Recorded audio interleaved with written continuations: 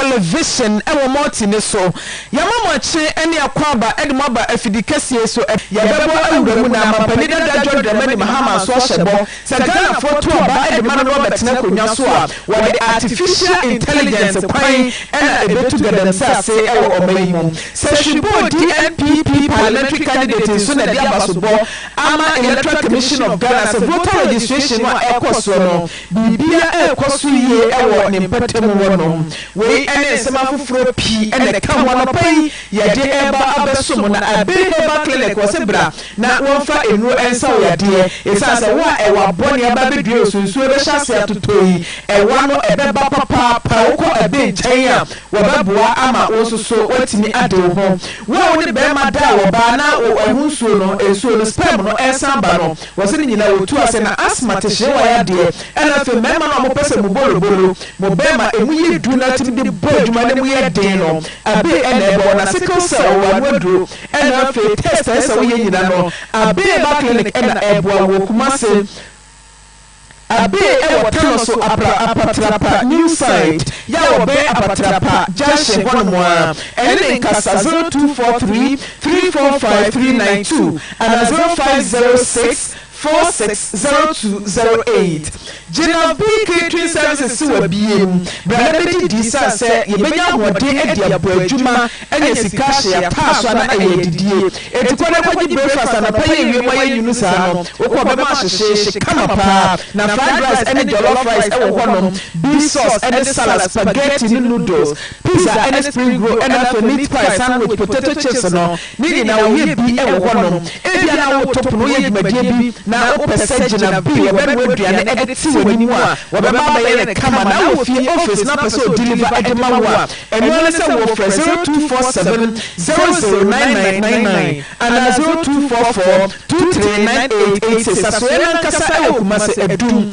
wale techno mobile ena edi enmuhwe wadi dia no apesa kola eno so eya no ne made in kumase na oso dia power na sanu ne we wo ma anusu ede kama pa baby ato drinks biano opas me pezap cola made in Kumase so we ko ba center class doctor wona hama eni nu bradu sini ena ehwo na we mo e so for we ko wona ya di bia ye kwankro eni de fi ena bedue so no ni na otu ase pressure na sciatica ni ade diabetes wo ko so for we ko be low sperm count e mema no a mo kwamo na mo ye mra etimi wo no ni na wo boa na wo so wotimi so ru nyina bolobolo na ye mre esiri tira se timi mo adwuma nwura wo ba ma de che wa fro mi wura na wase a so fro ko ene bowo amasa wo hawo ni na ase atimi atro na na musa ye de ase betu wo fo ye che ko ye kese mo so a wo ba boa ama ni na wo twesra de boni e de fi ni pedro mu na boni na wo to mo ntintan a wo se brother na do ne kanwa wo kokro po enno o kuma se breman obe Pentecost asafo no ene de nkasa 0248 672 271 sofro ko na wono ena ebwa wo ni makuru we na ebo chidom ya no pemwa ye desa kwaban abe kenkan kasie boy ede amamo wa pas makai ma no pei ayeme mami frame poma crunchy MFK for short and samono enchiremu enie Edo kuma Ghana emashiro jefie edwa no ato dollar any cedi no a epre ewo edwama so no emo na won eba no de Dr. KaseƐ atofosen ene de tu dwa senche bia na dollar no any cedi ba bia ne nam no ewo fom kakra na wotwi huze na dollar na 15 Ghana cedis a pound ne nam be se 18 Ghana cedis enya sam ketwa ne sent ne bank mampani be de chire Dr. Alhaji Mahmudu Bawumia ya wotu franka edema MPP amanyoko no na wonam airport toa esa beat ni asana kwa kwa kan se all beat number bi na asana number bi wonya sa agoro a wodi no na wo fa ni AC dollar NCDs ne so se sika no koso sa na ama eniema boa ye de e wo mamu to wonya tutuye bi na wanchi dollar no ehina hono. In spite of the huge influence of foreign exchange from the IMF and the World Bank into the Ghanaian economy, and I'm talking of billions of Ghana cedis, billions of US dollars, the government's action and its management of the cedi have continued to fuel steep depreciation with no end in sight, unfortunately. So far, The decisions of the economic management team, chaired by our Vice President, Alhaji Bawumia, leaves a lot to be desired. The reality of the Ghanaian economy today exposes the credentials of the so-called economic whiskey, who was marketed as the savior of the Ghanaian economy. Alhaji Bawumia's credibility is now in tatters, completely tatters. The steep depreciation of the cedi has resulted in an increase in the prices of goods and services, as several businesses continue to revise prices upwards. This development will further worsen the plight of the already suffering Ghanaians. It is even more worrying and depressing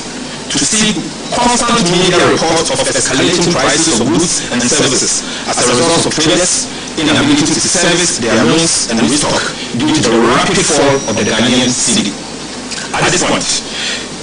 traders, especially importers, require more money to buy or import the same quantity of items that they could have previously purchased with less money.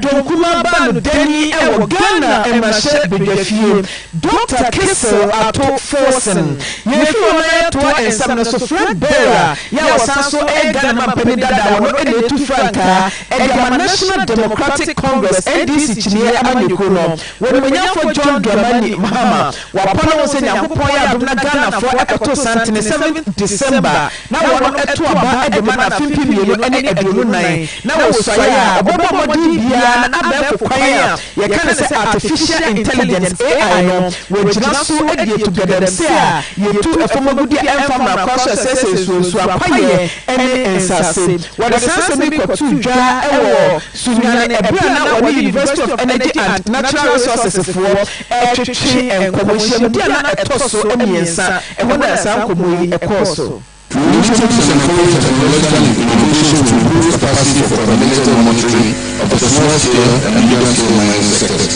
in order to reduce the environmental impact.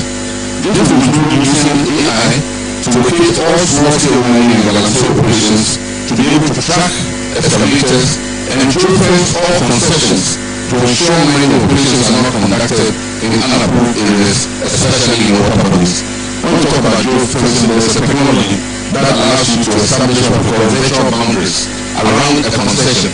And so you can in real time see what is happening in the concession. If an excavator enters, you know an excavator has entered. If an excavator leaves, you know an excavator has left. And everything that is being done in the concession, you can monitor it from the Minerals Commission office in real time. A special financing scheme will be established to provide capital and mining equipment rules in each district where gold mining is prevalent. We're going to depend on the private sector for this to provide small-scale financing and medium-scale financing to the companies so that they can do their mining.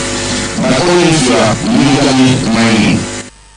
Abefunya sakwai artificial intelligence ena mampani dada John Dramani Mahama washa wo boso betina konwa so a wode ebetu gadam sase ewo omayimu ye toa KaseƐ bono esom Electoral Commission of Ghana bie enkrata mu nche bia se obi a afen wanya emfinhyedu nwotwe wonkwonkwo twere ni din ewo abato enwumanimu na afi woni a wontwere wondi da no so wonkwonkwo twere na New Patriotic Party pani a wogina mu ewo Sahwibu Odi constituency Western North Region edi apre mrahye akonwa woni wanyafo Nicholas Ando ene di abasobo ema abato komisa no se enhyehye a ewo Western North Region honom no aboa papa ontement me ho ase ene basabasaye bia ewo honom na yewra Ando eto aso edi afutuo ma woni afia wanya mfinhyedu nwotwe se wonkonkwo twere wondi se de be obetimi anya tumi akoto aba edi ama amanyokuo papa wobepre empuntuo edi ama wonum registration exercise, you fast that KaseÄ Electoral Commission. We say, the blueprint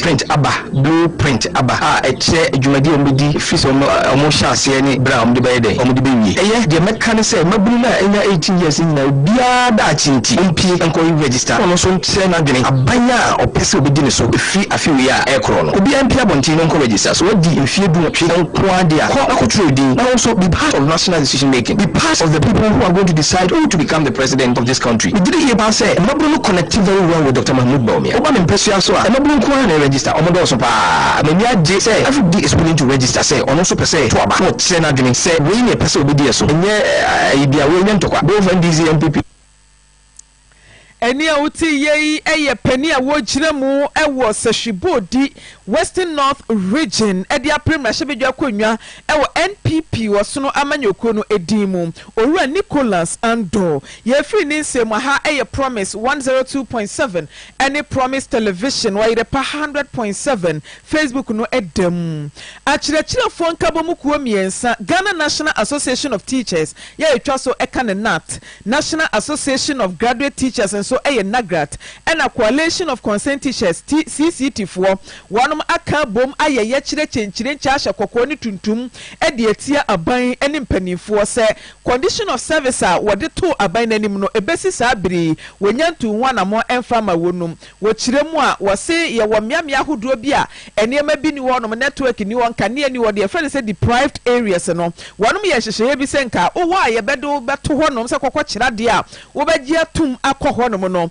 ye wo enyanam allowance bi anka de be ma wo bepem ne saa deprived area allowance no emaye assessment allowance emaye CPA adjustment emaye data online allowance so emaye ne no ane sen na amene ye ne assistant NAT secretary ewo Eastern Region Owura Kafui Kwame Kusife na etwetwe enkomo a wo kyerɛkyerɛ botae a etai wo ye kyerɛ no achi e de kyerɛ yen. On behalf of the 3 teacher unions, we are gathered here today to present a petition that addresses issues concerning teachers.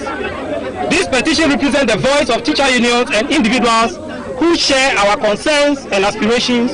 for teachers' welfare. Honorable Minister,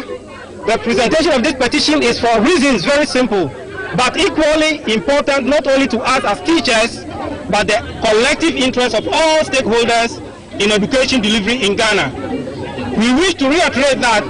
in Ghana quest to achieve its anticipated educational objectives, which is hinged on the SDG Goal 4, the teacher plays a pivotal role. The teacher, perhaps more than anybody else, shapes and determines the outcomes of the learning process and ensures, in effect, the success of the educational system.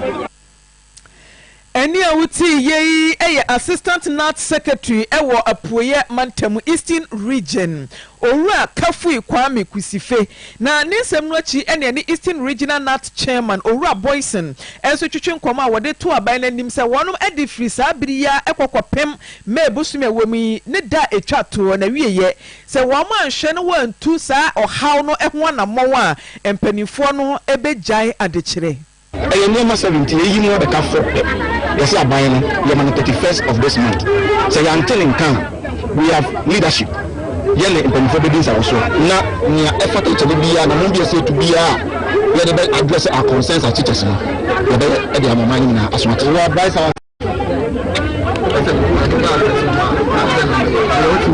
there were so many options. Now strike is not strike is an option that we can also use because we do my bring na kakra we pack and the only thing about brand and kuya em say dey adwuma to wa na ba beti ase ya obeti my answer if say you strike and aba ka to say opa yo na we ni nkomo na nkomo na e koso no ye ni nyu dia na ba bia ye free no be sa ko Eni awuti ye eye panim pa wono eni titinani a wada Ghana National Association of Teachers NAT akyerɛkyerɛfo nkabom ko na no ewo apueye Mantamu Owura Boyson ye free wona yasan abo awuram ewo efom agudie tuo ensensem emu Lands and Mining Watch Ghana LMWG wonom eye kuo bi a wode adesrede eto aban no anim nana adodanko akufo ado a wada Ghana nyina ano se wo mamodi bia na animonyam a ewo efom agudie tuo mu ewo mayi mu no wonsan emani nyina ne nan so ekuo no akire mu eya aban no asede said ono so ne die a wo beye ede aboa ama efom agudie tuo atimi akonkan no wo betimi aye eno ene se ebia wo hanchichemu edu bia wonom kan se Adamus Resources fo wo mo emfama aban osesen no ni nyina aban hwe na wontu ho anamon wode sansemi tudwa bra wotonsa ede frɛ ensentwerofo a wo kyerem se court no ahye se Ghana wonnom ani a edi mining sector achi wo hwɛ na wontu wana mo convener wada ekuo no ano Solomon Owusu ene kasi su dua kyerɛkyerɛ ensɛm a rule of law ene judiciary fo wo mo ede eto wanim ɛwɔ Ghana atɔyɛ mantam ɛdi ayɛ nzema yɛka ne nzema nsi amamɛ wa n'asɛ nzema akoto ayɛ fɛ no Adamus resources na saa Adamus resources yi 2003 ana ɔmo ba Ghana ɛbɛhyɛ olu bɛ yase ɔmo ba yɛ na ɔmo bɛ kura 2 million na 2011 ana ɔmo tɔ ɔmo hyɛ ɛsɛ ba Ghana ba bi ɔmo kyɛfɛ edu anaasɛ 10%. According to the so 90% no edwumadie bi aba ho ɛyɛ company friend in Google mining ɛne Adamus Australia na already anase ma so aba ho a aba ko bi yɛ Ghana port na Ghana port a ɛyɛ port a yɛ nyina bi tum sɛ ɛde gyina wɔn ɔman no ɛde bi ɔbɛsi atoto a ɛbɛ bo ɔma kabere no ne Ghana akɔso ɔbɛbra asɛmpɔte anase asɛmpitire na port no ɛbɛdi bi port no ɛhyɛ yɛ sɛ ɛbɛyɛ a ɛbɛka pɛmpɛm yɛ akɔ so ɛyɛ wɔn no a ɛka sɛ kapitɛn yɛ ɔmo bia no ɔmo tu ɔmo mfiri no na emu yɛmfa nipa num ɛwɔ kɔnyɛ company no so saa nipa num yɛ sɛ ɔkɔnyɛ company no so no Ghana aban na ɛsi foɔ baako bɛba ayɛ fɛn a ofin ministry of lands and natural resources ɛyɛ ebubu mine na ɛno so ka sɛ company yɛ yɛ sisi ato na ɛbɛsi ti mu ɛbɛba na Adamus Australia and I say Adamus Resources Australia too na let see the wapa na be no go after company so for bra the baby assembly they don't say sha or say na about the buy eh improve buy they don't say we need to do so we buy or we need to buy can buy na let see for I very big to say and Adamus Resources Australia so they need to the wapa improve the our ka our fanka